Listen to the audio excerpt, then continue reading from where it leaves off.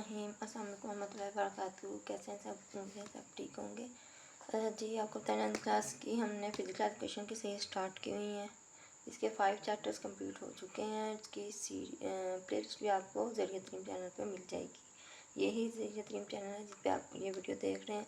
तो इसी चैनल जाए प्लेलिस्ट में जाएँ तो आपको उसको बाकायदा प्लेलिस्ट मिलेगी। आपने अगर वो पहली वीडियोस नहीं देखें तो पहले वो जाकर देख लें ताकि आगे आपको आसानी हो। और ज़रिया तरीम चैनल को सब्सक्राइब करना मत भूला करें, शेयर किया करें ज़्यादा से ज़्यादा अपने फ्रेंड के साथ एंड वीडियोस को लाइक लाजमी कर दिया करें। और कोई भी क्वेश्चन हो तो ड्रॉप कर दिया करें कमेंट सेक्शन में। चलें जल्दी स्टार्ट करते हैं। आज का लेक्चर है यूनिट नंबर 6 हमने करना है स्टार्ट। देखते हैं यूनिट नंबर 6 क्या है।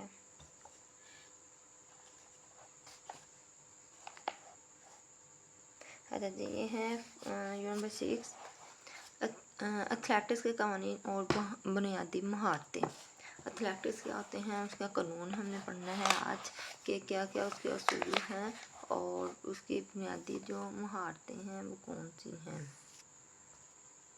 तो देखते हैं। सबसे पहले है 100 मीटर की दौड़। 100 मीटर की दौड़ का शुमार तेज़ रफ्तार दौड़ों में होता है। मतलब जो तेज़ होती हैं दौड़ें बहुत ज़्यादा, उनके अंदर इसका इस्तेमाल किया जाता है। उसके मुकाबले सीधी राहदारियों में होते हैं। राहदारियाँ कहते हैं बिल्कुल स्ट्रेट जो सड़क हो, ठीक है, बिल्कुल स्ट्रेट जाना हो। और खिलाड़ी दौड़ अपनी अपनी राहदारी में मुकम्मल करते हैं। मतलब क्या है कि एक सिंपल जो हम दौड़ लगाते हैं ये वही होती है, लेकिन 100 मीटर तक लंबी होती है, ठीक है। आगे है 100 मीटर दौड़ के कवानीन। अब उसके अंदर कौन से असूल होते हैं वो देख लें। ट्रैक में कम से कम 6 और ज़्यादा से ज़्यादा 8 राहदारियाँ होनी चाहिए। अच्छा, जो भी ट्रैक है, जो भी रास्ता आपने मंतखब किया उसमें 6 या ज़्यादा 8 राहदारियाँ होनी चाहिए। राहदारी की चौड़ाई 1.22 मीटर 0.01 प्लस मीटर हो। अगर खिलाड़ियों की तादाद 8 से ज़्यादा होगी तो पहले इब्तदाई मुकाबले कराने होंगे, ठीक है। अगर खिलाड़ी 8 से ज़्यादा हैं तो पहले इब्तदाई मुकाबले होते हैं छोटे छोटे, फिर आगे होते हैं मुकाबले के दौरान खिलाड़ी किसी दूसरे की राहदारी में आकर रुकावट पैदा नहीं कर सकता। अगर मतलब कोई खिलाड़ी सीधा भाग रहा है तो दूसरा खिलाड़ी उसका रास्ता नहीं रोक सकता। खिलाड़ी शुरू से लेकर आखिर तक अपनी राहदारी में ही दौड़ेगा। दौड़ में किसी किस्म की मदद लेना मना है। मतलब दौड़ जब आप लगा रहे हों तो किसी से भी आप मदद नहीं ले सकते। अगर खिलाड़ी एक ही वक्त में ट्रैक और फील्ड मुकाबलों में हिस्सा ले रहा हो तो इसे इजाज़त है कि फील्ड मुकाबलों में अपनी बारी की तरतीब बदलवा ले, ठीक है। मतलब बारी की वो तरतीब बदला सकता है। अगर उसकी पहले है तो किसी इशू की वजह से वो बाद में अपनी बारी रख सकता है। खिलाड़ी अपनी मुख्तलिफ करदा दौड़ के अलावा ऐसी दूसरी दौड़ में शरीक नहीं हो सकता, ठीक है। अगर एक खिलाड़ी एक में हिस्सा ले लिया है, जब वो दौड़ रहा है तो वो दूसरी किस्म की जो है दौड़ में हिस्सा नहीं ले सकता, सिर्फ एट अ टाइम एक ही दौड़ में हिस्सा लेगा।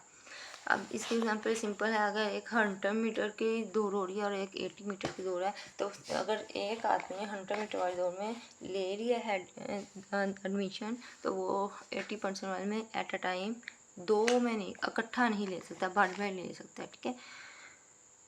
अगर इस खिलाड़ी स्टार्ट ब्रेक करेगा तो इस मुकाबले से खारिज कर दिया जाएगा, ठीक है। अगर स्टार्ट में कोई खिलाड़ी ब्रेक लगा लेगा तो वो वैसे ही निकाल दिया जाएगा।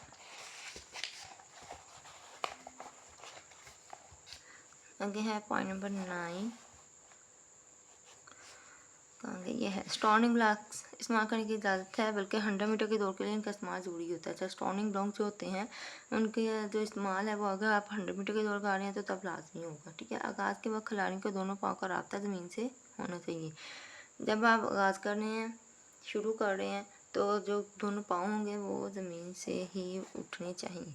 मतलब कोई चीज़ नीचे टेबल रख के नहीं आप उठ सकते। खिलाड़ियों को मेडिकल टेस्ट के लिए बुलाया जाए तो इन्हें फ़ौरन हाजिर होना चाहिए। जब मेडिकल टेस्ट जब होते हैं खिलाड़ियों के तो उसके लिए भी उन्हें हाजिर होना लाजमी है, वरना इन्हें मुकाबले से खारिज कर दिया जाएगा। अगर वो हाजिर नहीं होंगे तो वो निकल जाएंगे। अगर इंतजामिया को नशा व दुनिया का सबूत मिल जाए तो फिर भी खिलाड़ियों को मुकाबले से खारिज कर दिया जाता है। नशा व दुनिया में कोई खिलाड़ी नशा वगैरह करता है तो तब इसको निकाल दिया जाएगा। आगे है छोटे फासले की तेज़ दौड़ों का स्टार्ट लेना। तेज़ दौड़ों का स्टार्ट लेने के लिए खिलाड़ी को स्टार्टिंग ब्लॉक का इस्तेमाल करना चाहिए। स्टार्ट लेने के लिए ब्लॉक को अपनी राहदारी में इब्तदाई लकीर स्टार्टिंग लाइन के साथ अच्छी तरह गाड़ लें, ठीक हो गया। जब आपने दौड़ना शुरू करना है तो क्या करना है, ब्लॉक को अपने रास्ते में इब्तदाई लकीर के शुरू में उसको ज़मीन के अंदर घुसा देना है। ब्लॉक ऐसे होंगे इन्हें आसानी से आगे पीछे किया जा सके। जो मतलब डब्बे वगैरह कोई होंगे उनको ऐसा रखना है कि वो हम उनको आगे पीछे आसानी से कर सकें, हमें मुश्किल ना हो आगे पीछे करने में। नोट, अगर ब्लॉक मौजूद ना हो तो घड़े खोद कर मशक की जा सकती है, ठीक है। अगर ब्लॉक नहीं है आपके पास, आप ज़मीन को भी खोद सकते हैं। आगे हैं ऑन योर मार्क्स। जैसे स्टार्टर ऑन योर मार्क्स का हुक्म देगा तो तमाम खिलाड़ी अपने राहदारी में बताई रखी के पीछे खड़े हो जाएंगे। अच्छा जी, जब भी ही वो होगा ना मार्क्स, तो वो मार्क्स बताने लगेगा तो सारे जो खिलाड़ी होंगे वो एक लाइन में पीछे हो जाएंगे। खिलाड़ी अगला पाँव बताई लकीर से 28 से 30 सेंटीमीटर के फासले पर पीछे रखे। मतलब जब वो स्टार्ट करने लगेगा 1 2 3 जो काउंटिंग मार्क करने लगेंगे तो सारे लाइन पे बराबर खड़े होंगे 28 से 30 सेंटीमीटर के फासले पर। और अगला पाँव का घुटना उठा हो जबकि पिछले पाँव का घुटना अगले पाँव के मेहराब के बराबर ज़मीन पर होगा, ठीक है। पीछे से पाँव ज़मीन पर होना चाहिए और आगे से उठा हुआ होना चाहिए। हाथ कंधों की चौड़ाई के बराबर खुले और पहले लकीर से पीछे होंगे। हाथों का भी आप देख लें क्या करना है। आगे है सेट। जो ही स्टार्ट सेट का हुक्म देगा खिलाड़ी ज़मीन पर रखा हुआ घुटना ऊपर उठाते हुए जिस्म का बोझ आगे तरफ ले जाएगा।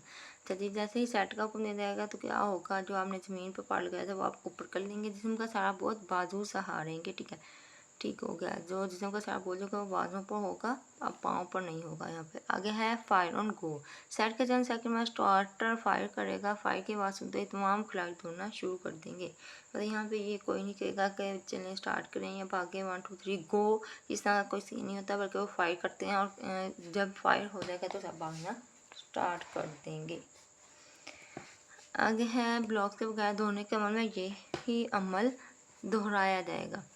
200 मीटर की दौड़ था वो, ये सारा कुछ जो था वो 100 मीटर की दौड़ में था। अब 200 मीटर की दौड़ है। 200 मीटर दौड़ के मुकाबले 6 या 8 बेजवी मैदान में होते हैं। अर्थात ये मुकाबलों को ज़ाब्ते से ऊपर जो ये 2-3 लाइनें ये आपने याद रखनी है। अगर आपको आता है 200 मीटर की दौड़ के बारे में आपको जानते हैं या 100 मीटर की दौड़ के बारे में क्या जानते हैं, तो आप ये लाइनें लिख सकते हैं उनके अंदर। इस बेजुदार वाले मैदान को 100 मीटर की दौड़ में पीछे वाला लिखेंगे, 200 मीटर की दौड़ में ये वाला लिखेंगे। मैदान को ये पॉइंट से ऊपर जो है उनका, उसमें भी वही यही चीज़ें आएंगी, इसमें भी ये बेसिक चीज़ें हैं। इसमें से आपको MCQ में भी पूछा जा सकता है, इसलिए इनको याद रखिएगा। ट्रैक का मुकम्मल चक्कर 400 मीटर होता है, जिसमें कम से कम 6 राहदारियाँ और ज़्यादा से ज़्यादा 8 राहदारियाँ। 6 राहदारियाँ उतनी ही होंगी जितनी उसमें थी, 6 और 8।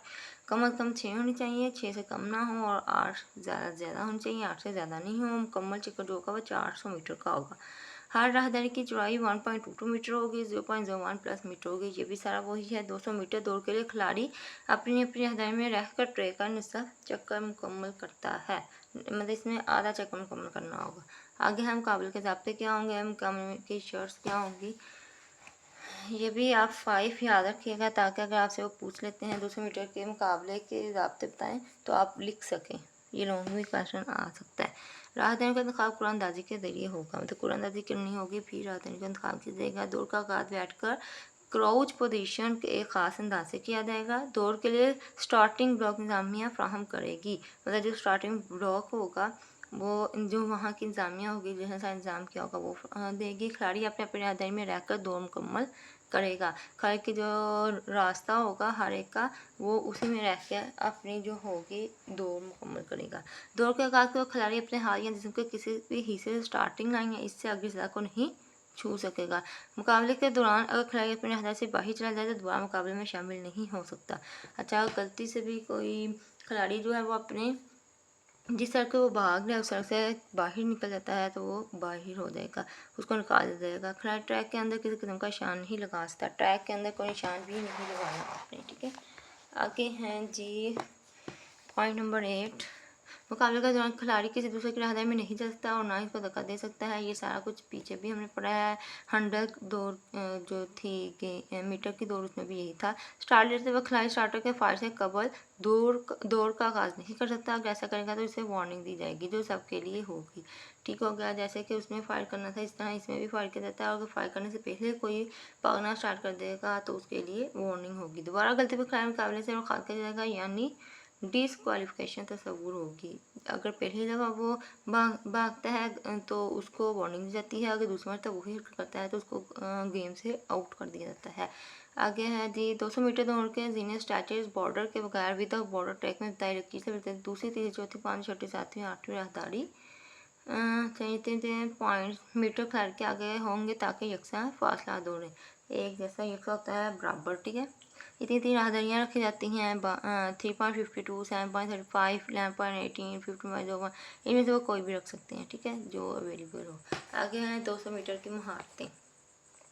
ये तेज दौड़े हैं इसलिए खिलाड़ी अपनी पूरी सलाहियत बरकरार लाते हुए दौड़ को खत्म करता है। खिलाड़ी पहले 50 से 60 मिनट का फासला पूरी ताकत से दौड़े और उसके बाद अपने कंधे, बाजुओं और कोहनों को ढीला छोड़ दे, लेकिन रफ्तार में कमी ना आए। आगाज की निस्बत बाजू नीचे करें और इनमें नरमी आ जाए। अच्छा, ये कुछ उन्होंने स्ट्रैटेजीज बताई हैं कि अगर आप दौड़ में हिस्सा ले रही हैं तो आप कैसे कर सकते हैं। कि सबसे पहले आपने पूरी जोर लगा देना है 50 से 60 मीटर तक, पूरी ताकत लगानी है और तेज़ दौड़ना है। इसके बाद आपने अपने कंधों बाजुओं को ढीला छोड़ देना है और रफ्तार में कमी नहीं करनी, ठीक है। और काके से बाजू नीचे करो, इनमें नरमी आ जाए, ठीक है। घुटने कम ऊंचे उठाएं लेकिन कदम की लंबाई में फ़र्क ना आए, यानी आगाज की निस्बत खिलाड़ी आरामदायक हाल में दौड़े। खिलाड़ी दौड़ का दरमियानी हिस्सा जिसम को ढीला रखकर ताकत में कफायत करते हुए दौड़े लेकिन रफ्तार में कमी ना आए। आखिरी 50 से 60 मिनट का फासला खिलाड़ी भरपूर ताकत से दौड़कर ख़त्म करे।